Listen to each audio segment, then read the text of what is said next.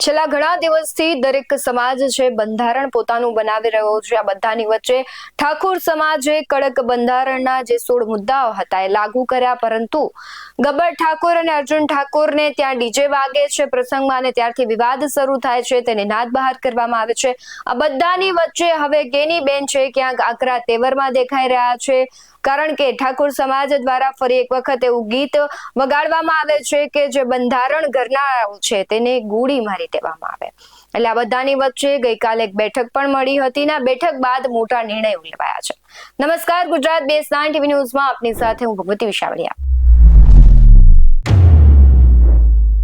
બનાસકાંઠાના ભાભરમાં ઠાકોર સમાજની ગર્જના સંભળાય છે। એક તરફ સમાજ સુધારણાના કડક નિર્ણયો લેવાયા તો બીજી તરફ સોશિયલ મીડિયામાં વાયરલ થયેલા ગોળીમારો ગીત પર સાંસદ ગેનીબેન ઠાકોરે સણસણતો જવાબ આપ્યો છે। ડીજે પર પ્રતિબંધ હોય કે દારૂબંધી, સમાજનું બંધારણ 2027 સુધી અડગ રહેશે। ગેનીબેને સ્પષ્ટ કહી દીધું છે કે જો સમાજનું ભલું થતું હોય તો તેઓ ગોળી ખાવા પણ તૈયાર છે। શું છે આખો વિવાદ અને ભાભરની બેઠકમાં કયા નિર્ણયો લેવાયા છે તેના વિશે જ વિગતવાર વાત કરવી છે। વાવ, થરાદ અને ભાભર પંથકના જે ઠાકોર સમાજમાં છે કે ઐતિહાસિક બેઠક યોજાઈને આ બેઠકમાં સાંસદ ગેનીબેન ઠાકોર અને રાજ્યના મંત્રી સ્વરૂપજી ઠાકોર એક મંચ પર જોવા મળ્યા। બેઠકનો મુખ્ય એજન્ડા સામાજિક અને શૈક્ષણિક પ્રગતિ સાથે જે કુરિવાજો છે તેને દૂર કરવાનો હતો। ભાભરના દિયોદર 3 રસ્તા પાસે આવેલી સમાજની જમીન વેચી અન્ય સ્થળે જમીન ખરીદી ત્યાં ભવ્ય શૈક્ષણિક સંકુલ બનાવવાનો સર્વાનુમતે નિર્ણય લેવાયો છે।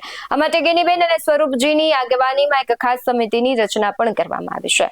ઠાકોર સમાજને વ્યસન મુક્ત બનાવવા માટે ગામોગામ દારૂબંધીની સમિતિઓની રચના કરવામાં આવશે, પરંતુ સૌથી વધુ ચર્ચા ડીજે પરના પ્રતિબંધની થઈ। ડીસાના ઝાબડિયા ગામમાં સર્જાયેલ વિવાદ વચ્ચે ગેનીબેન ઠાકોરે મંચ પરથી સ્પષ્ટ સંદેશ આપ્યો છે કે સમાજનું બંધારણ અને તેના 16 નિયમો લોખંડી છે। 2027 પહેલા બંધારણમાં કોઈ ફેરફાર નહીં થાય। ડીજે, સાઉન્ડ સિસ્ટમ કે ટ્રેક્ટર પર ટેપ વગાડવા પર પણ કડક પ્રતિબંધ યથાવત રાખવામાં આવ્યો છે। ખાસ કરીને સોશિયલ મીડિયામાં હાલ બંધારણ વાળાઓને મારો બંદૂકની ગોળી એવું એક ગીત પણ વાયરલ થઈ રહ્યું છે, જેની સામે ગેનીબેન ઠાકોર લાલચોળ થઈ ગયા છે। ગેનીબેને આકરા શબ્દોમાં કહ્યું છે કે આ બંધારણ કોઈ વ્યક્તિગત સ્વાર્થ માટે નથી, પણ સમાજની અનુકૂળતા માટે છે। જે કલાકારો આવા ઉશ્કેરણીજનક ગીતો ગાય છે તેઓ મર્યાદામાં રહે। વધુમાં તેમણે આક્રમક નિવેદન આપતા કહ્યું, જો સમાજ સુધારા માટે તમે ગોળી મારવા માંગતા હોવ તો હું ગોળી ખાવા પણ તૈયાર છું। મારું નામ શહીદોમાં આવશે। શું કહી રહ્યા છે ગેનીબેન ઠાકોર સહિતના આગેવાનો તેના પર નજર કરીએ। કેળવણી મંડળ છે એના માધ્યમથી આવનાર સમયની અંદર ભાભર તાલુકાની અંદર તમામ ગામોની અંદર વ્યસન મુક્ત થાય, દારૂ બંધ કરવા માટે કરીને ગામો ગામ કમિટીઓની રચના થાય અને વર્ષોથી અમારી સમાજની દીકરા દીકરીઓને ભણાવવા માટેની હોસ્ટેલની જગ્યાની ખરીદી કરેલી હતી।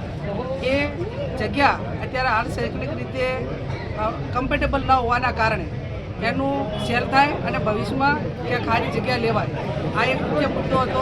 અને બીજા ઘણા ટાઈમ પછી બધા સાથે મળીને આ એક પ્રશ્ન ઉકેલવા માટે કરીને સમાજની જે માગણી હતી એ માગણી પરિપૂર્ણ થાય એના માટે કરીને આજની આ મિટિંગનું આયોજન કર્યું છે। અને સમગ્ર વગર મુકામે જે બંધારણ કર્યું એનું ચુસ્ત રીતે પાલન થાય। ગામોગામ જે ગામોની અંદર એની કમિટી ના બની હોય એની કમિટી બને અને સાથે મળીને જે પણ આ સારું કાર્ય કરી રહ્યા છે એમને બધાને ખૂબ ખૂબ અભિનંદન આપવાના ઘટે અને આવનાર સમયની અંદર જે કંઈ આની અંદર નાના મોટી ત્રુટિ આવતી છે તો સાથે મળીને જ્યારે બંધારણ દિવસની ઉજવણી થાય એ દિવસે જે મુદ્દાઓ આવશે એનું સોલ્યુશન કરવા માટેનો એ વખતે જે સમાજ ભેગું થઈને નક્કી કરે એ પ્રમાણે પ્રયત્નો કરશું। બેન, અત્યારે જે ડીજેનો વિવાદ ચાલી રહ્યો છે એમાં આજે બેઠકમાં પણ ડીજે મામલે ચર્ચા થઈ હતી, શું કોઈ છૂટછાટ આપવામાં આવશે કે એક વર્ષ પછી? હું માનું છું ત્યાં કોઈ વ્યક્તિગત રીતે હું આ બાબતમાં કહી શકું નહીં, એટલા માટે કરીને કે આ બંધારણ 3 જિલ્લાએ સાથે મળીને બનાવ્યું। હું ખાલી વાંચવા માટે નિમિત્ત હતી, પણ જે કંઈ સુધારા વધારા કરવાના થતા છે એ બધા આગેવાનો સાથે મળીને જે નક્કી કરશે એમાં આજે મારે 2-3 ધારાસભ્યો જોડે વાત થઈ છે, 5-10 દિવસ પછી મળશે અને મળ્યા પછી આ બાબતમાં જ્યાં મિટિંગો નથી થઈ, જ્યાં કમિટીની રચના નથી થઈ, કોઈ કે ભૂલ કરી દે તો એના માટે શું કરવું, આજે વર્તમાન સમયમાં જે 3-4 ઠેકાણે જાણવા મળ્યું એ બાબતમાં અઠવાડિયા પછી અમે સાથે મળીને એની વાત કરીશું। હા, વ્યક્તિગત રીતે એ વિડીયો પણ મેં સાંભળ્યો। હવે કયા કલાકારે ગાયું છે, કઈ જગ્યાનું છે એ મને કંઈ ખબર નથી, પણ એવું કીધું કે બંધારણવાળાને મારો ગોળી। તો આ બંધારણ એ કોઈ વ્યક્તિગત આગેવાનો એમના હિત માટે કરીને નથી, આ સર્વપક્ષીય અને તમામ ઠાકોર સમાજને બીજા સમાજોએ સાથે મળીને આ બંધારણ જે તે સમાજની અનુકૂળતા પ્રમાણે બનાવ્યા છે. અને આવી રીતે ઉશ્કેરવા પૂર્વકના ગીતો ગવાતા હોય તો એમને પણ ટકોર છે કે મર્યાદામાં રહીને તમે સંસ્કૃતિ પ્રમાણેના ગીતો ગો, મનોરંજન કરો, એની સામે વાંધો ના હોય. અને તમે કોઈને ગોળી મારવાની વાત કરો તો જેને પણ ગોળી મારો એને સમાજ સુધારા માટે એનું શહીદીમાં નામ આવશે. અને વ્યક્તિગત રીતે મારી તૈયારી છે, કદાચ આ સમાજના બધા સમાજોનું આટલું સારું થયું હોય અને તમામ લોકો ખર્ચામાંથી બહાર નીકળતા હોય અને શિક્ષણ તરફ આગળ વધતા હોય તો આવી ગોળીઓ ખાવામાં, ગોળીઓ મારવાવાળાને એમને બધાને જે મારશે એમના માટે ને જેને લાગશે એનું પણ શહીદીમાં નામ આવશે. અને વ્યક્તિગત મારી તૈયારી છે.